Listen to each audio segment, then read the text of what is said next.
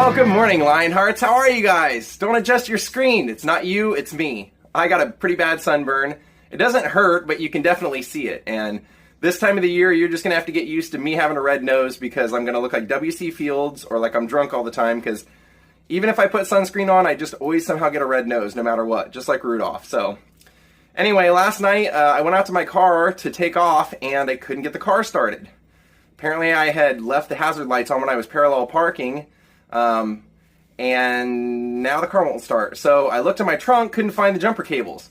Turns out the last time, it was I guess about a year ago, that my car had any issues. I was at a gas station pumping gas, and when I went to leave, my car wouldn't start. So I worked on it for like an hour, almost 2 hours, trying to get the car to start, trying to jump the car, everything. Came home, finally gave up and researched it and found out it might be the key itself. So I took my spare key, went and started it, but in all that, I somehow lost my jumper cable. So last night I had posted on my neighborhood forum, like, hey, does anybody have jumper cables that maybe could come out and help jump my car since you're in the neighborhood? And the one and only person to respond was Coyote Shivers from Empire Records. He said, I don't have jumper cables, brother, but if you can get some, give me a call and I'll come over and jump your car. How awesome is that? So I ran out and got the jumper cables late, like literally right as AutoZone was closing. But I had already talked to Michael, and Michael said, I'll just swing by in the morning and I'll jump your car. So Michael's supposed to meet me outside, and we're going to jump the car now and hopefully get this day started. Daze with Jordan the Lion, his sunburn, his tie-dye Troy, Ohio shirt, and jaw begins now. All right, Michael just got here. We ripped open those jumper cables, hooked it up, he got my car started. We are ready to rock. Now I'm going to go move the car and hope that it doesn't shut down or not restart when I park it. But what a hero, man.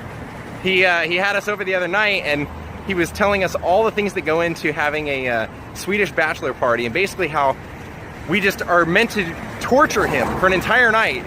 And he had said, like, I have two requests. You can shoot me with paintballs, you can do everything that is in like the guidelines of what you do for a Swedish bachelor party, but please no blindfolds and please no claustrophobic spaces. And so when he was leaving, I go, you just ensured no blindfolds, buddy, by getting this car started again. I don't think I've ever been up here to the Lake Hollywood overlook and not seen a billion cars. There is nobody here today. It's 8:30, there's not a car up here. I wonder if there was like a bomb threat or something, I don't know. Because there's no cars up here and there's no cars over by where the dog park. This is bizarre. Twilight Zone type stuff. It just wouldn't be a Daze with Jordan the Lion vlog without a leaf blower blowing in the background. And here we are. Well, there he is. The king of the park and the only one here. The king's marking his territory. Look at our view. I mean, basically I have like two solid ideas of what I want to do today. One involves a short drive, then one involves basically 2 short walks, and if I do that one, I was actually telling Adam the Woo last night what I was planning on doing, and he said, oh, if you do that, you got to end it by going over to, so if I do that vlog, I'll give Adam credit for the ending. And that was the one that also I will have to stop off and visit our, you know what, I think I'm going to do that one today. I think I'm going to go ahead and do that. What we're going to do today is, we're going to go visit and explore the life of Douglas Fairbanks, the original swashbuckler. I didn't get any new jeans the other day, so I think I'm going to have to put that on the list of things to do.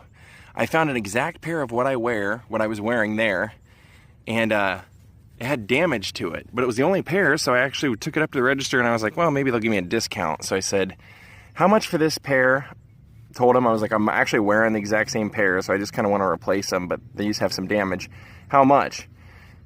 $16.99. I'm like, that's funny because I paid $9.99 for the ones I'm wearing now that didn't have a hole, so I left without them. That's a happy guy. He's been doing laps around this place. And he's finally got a couple of buddies here have shown up.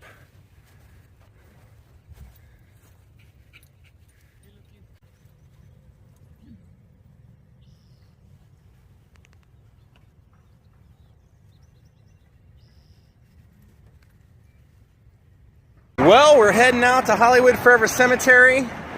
and we're going to go visit the final resting place of Douglas Fairbanks, which is now where he's buried. Originally when he died, he was buried in Forest Lawn, but a year or two after he died, his wife decided to put together this giant memorial, like this great remembrance, this marble centerpiece in Hollywood forever. So that's actually where we're going to head off to now, and since it's on the way, we're going to stop off at Scott Michaels, the guy who had the Jane Mansfield death car, and he has like a museum in there. I want to donate this Ike and Tina press packet to his museum along with a piece of the wallpaper. So let's go.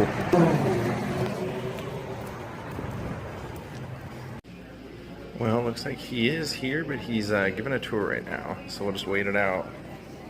So apparently the he that the lady inside was referring to was another guy that works here, and they said that Scott actually went out of town like just like 2 days ago on Sunday, so I'll have to wait a week and I'll come back and try and bring this to him then. Well, in the world of Hollywood royalty, importance in the motion picture business, and as well as Hollywood, maybe nobody is more important than Douglas Fairbanks.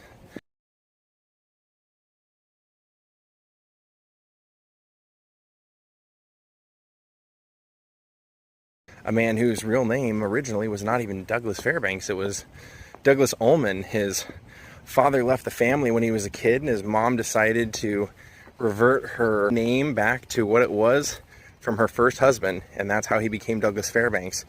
He was an actor his whole life. I mean, from the earliest of ages, he was doing even local theater, amateur theater, and eventually got noticed out of Colorado by an acting troupe that asked him to move to New York. So he did, and ended up on Broadway, got married, had his first son, Douglas Fairbanks Jr., and then in 1915, he came to Hollywood, baby. When he came to Hollywood, he almost immediately landed a deal with Triangle Pictures, which was kind of a joint venture with D.W. Griffith and Thomas Ince. And D.W. Griffith put him in his first movie, but D.W. Griffith really didn't like his athletic style and really didn't see much of a use for it. And which is kind of ironic because that's what Douglas Fairbanks would become famous for.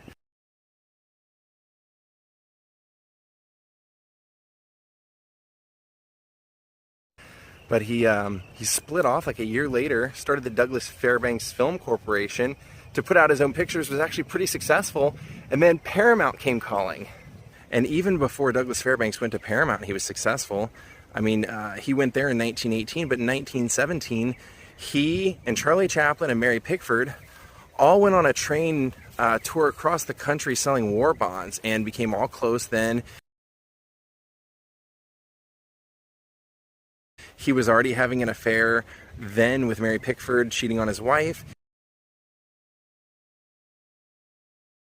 This would kind of lead to the separation of Douglas and his wife, as well as the foundation of United Artists. Those three would start together so that they would have more control over their careers.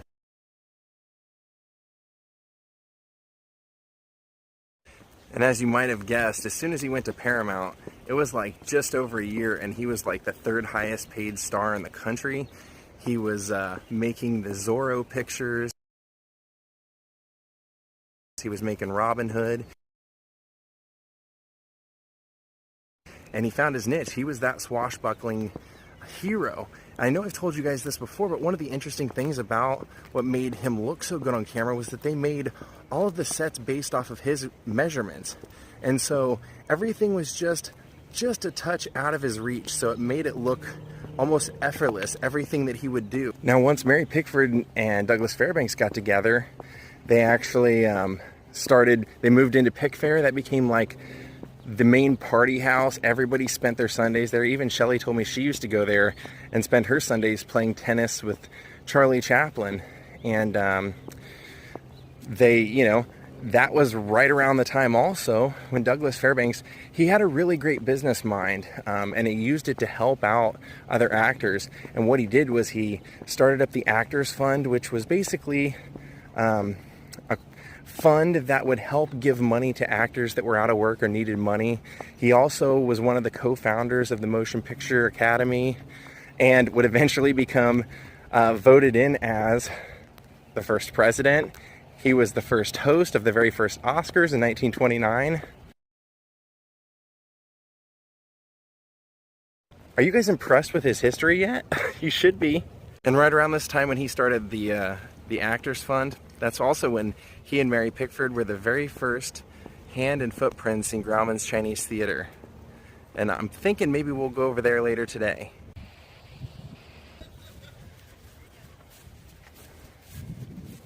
Now, if this looks familiar, it's because we're right over there beside where Chris Cornell is buried. He's right over here. And when I showed you guys this stretch, this was Douglas Fairbanks' grave. Now, he was a director, a writer, an actor, a producer, a businessman.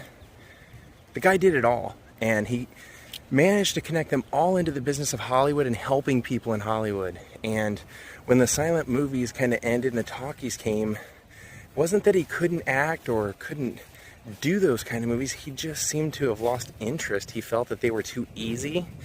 Different kinds of movies, and you have to remember that miking up the actors in those days was not the same. So he was an action star, basically. So he kind of lost interest, but when he decided to make his first talking picture, he and Mary Pickford actually made it together, and it was Taming of the Shrew. And maybe it was just the lack of interest from them both in the new medium, but the reviews were not great. And he basically just ended up losing interest, and right around that time, Mary Pickford found out that he was cheating on her.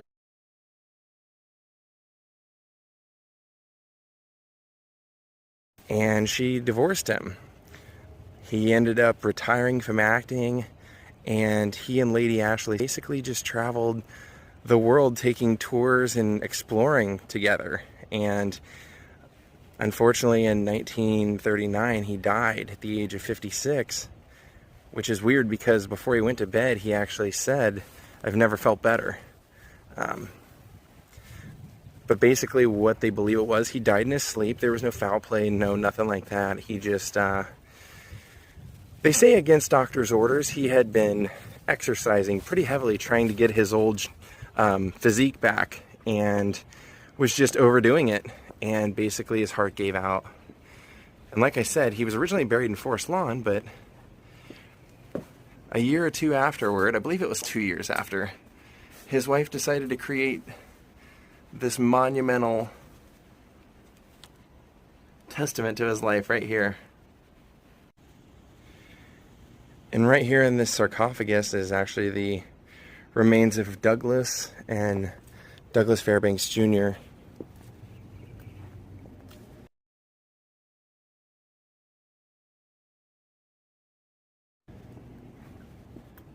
It says, "Good night, sweet princes, and flights of angels sing thee to thy rest." Adapted from Shakespeare.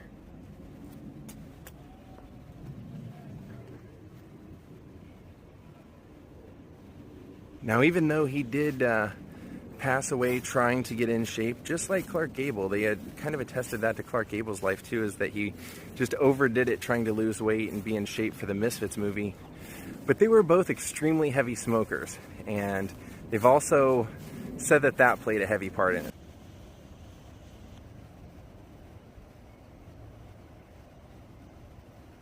Now, you guys know that one of my favorite things about living in Hollywood is constantly discovering the history that I didn't know was even around me, and today is no exception. And I'm not talking about Douglas Fairbanks.